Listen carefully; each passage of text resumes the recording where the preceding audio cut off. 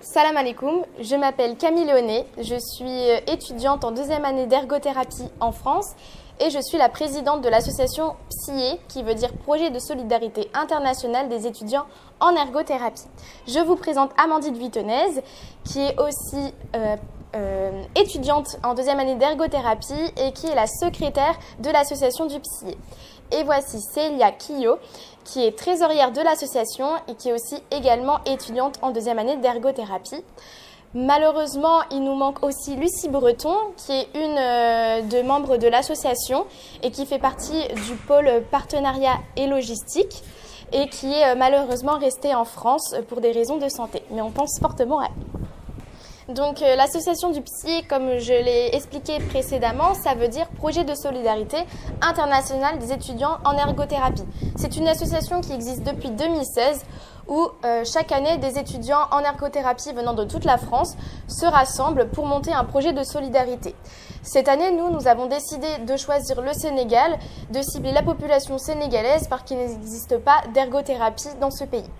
Alors, on est à Mboro parce que l'association Citoyens Solidaires du Sénégal nous a contactés pour établir un partenariat, ce qui nous a amenés à Mboro. Nous avons vu ensemble les actions qu'on pouvait faire sur place et si ça avait du coup déjà un impact sur les habitants de Mboro et si ça avait des liens aussi avec leurs actions et nos actions, ce qui nous a amené du coup à choisir la ville de Mboro. Donc, comme Camille vous l'a dit, nous sommes des étudiantes en ergothérapie. L'ergothérapie est une profession du domaine de la santé. Les ergothérapeutes interviennent auprès de personnes de tout âge en situation de handicap temporaire ou durable pour faciliter leurs activités de la vie quotidienne comme les loisirs, leur vie sociale, le travail et les soins personnels, tout en prenant en compte leur environnement et leurs choix. Comme on l'a expliqué précédemment, l'ergothérapeute accompagne des personnes en situation de handicap. Mais qu'est-ce que le handicap ? Le handicap, c'est une altération d'une capacité ou d'une fonction qui impacte au quotidien. Donc dans les loisirs, les soins personnels, dans le travail ou dans le milieu scolaire par exemple. Il existe différents types de handicap. On a d'abord le handicap moteur. Par exemple, une personne qui a une paraplégie, elle peut avoir des difficultés à se déplacer au quotidien dans son environnement. Il y a aussi le handicap cognitif. Par exemple, une personne qui a la maladie d'Alzheimer peut avoir des difficultés au niveau de sa mémoire, mais aussi des difficultés pour exercer ou faire une tâche. Ou aussi peut avoir des difficultés pour faire des étapes d'une tâche. À la maison, par exemple. Il y a aussi le handicap psychique. Par exemple, avec l'anxiété, une personne qui a beaucoup d'anxiété peut avoir des difficultés à s'intégrer au niveau social et aussi peut avoir des difficultés, par exemple, à sortir dehors. Et enfin, il existe le handicap social. Par exemple, une personne qui n'a pas d'argent peut avoir des difficultés à avoir accès à certaines choses de la société, comme par exemple se nourrir ou avoir un toit pour dormir. C'est ça. Parmi tous ces types de handicaps, on retrouve des handicaps plus ou moins visibles. Donc on a une grande partie des personnes en situation de handicap qui ont un handicap mais qui est invisible, qu'on ne voit pas à l'œil nu, par exemple, comme Camille l'a cité, Alzheimer, parfois, la difficulté de planifier des tâches, ça ne se voit pas à l'œil nu, par rapport à une personne qui peut être par exemple paraplégique où ça se verra plus quand on la voit d'un premier abord. Ça, c'est important de l'avoir en tête parce que il est important de ne pas décrédibiliser le handicap même s'il ne se voit pas. C'est important de bien prendre les personnes en considération globalement et que même si le handicap ne se voit pas, il a un impact sur sa vie quotidienne et c'est important de l'aider dans cette situation.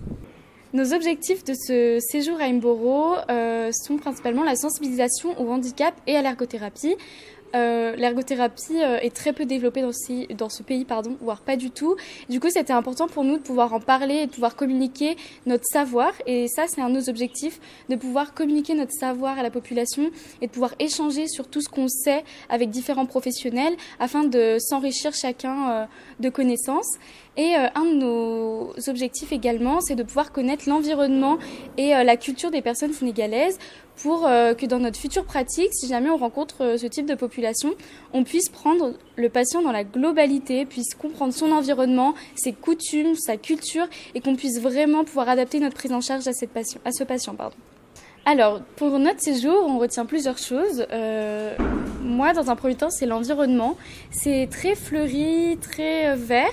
Et on a beaucoup apprécié pouvoir découvrir de nouveaux arbres, de nouvelles plantes, de nouvelles fleurs et de pouvoir vraiment découvrir tout ça. Et en parlant d'environnement, les infrastructures aussi nous ont beaucoup intéressés pour pouvoir voir comment sont construits les établissements publics, les maisons, tout ce qui est accessibilité également. Et pour nous, ça a été très enrichissant de pouvoir voir ça parce que c'est très différent de chez nous et que du coup, on a pu vraiment être enrichis sur cet aspect-là et que ça va être intéressant aussi pour notre future pratique, pour pouvoir vraiment s'adapter à cette population-là.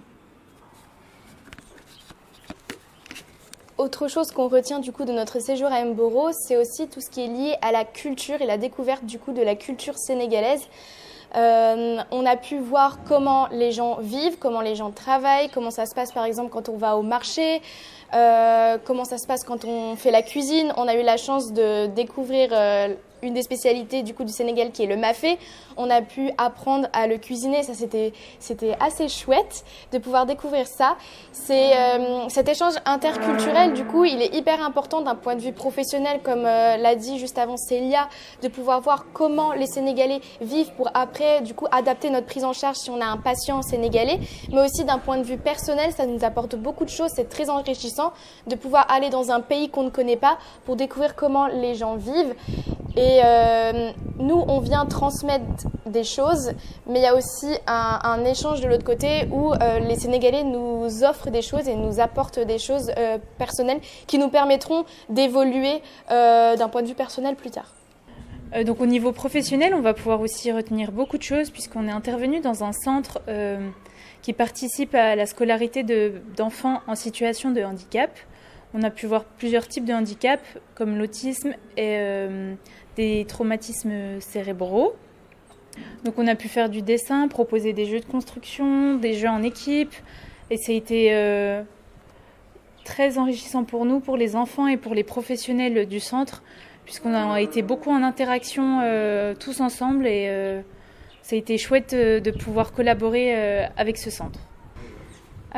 Pour notre séjour, on tient à remercier le maire de la ville tout d'abord de nous avoir accueillis dans cette structure et d'avoir pu nous rencontrer et échanger avec nous sur nos objectifs et l'intervention qu'on va faire dans la ville au cours de ces derniers jours.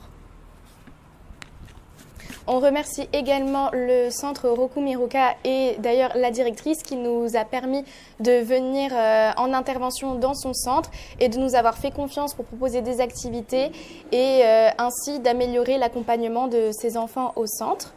On remercie également M. Traoré qui nous accueille aussi au centre d'hébergement.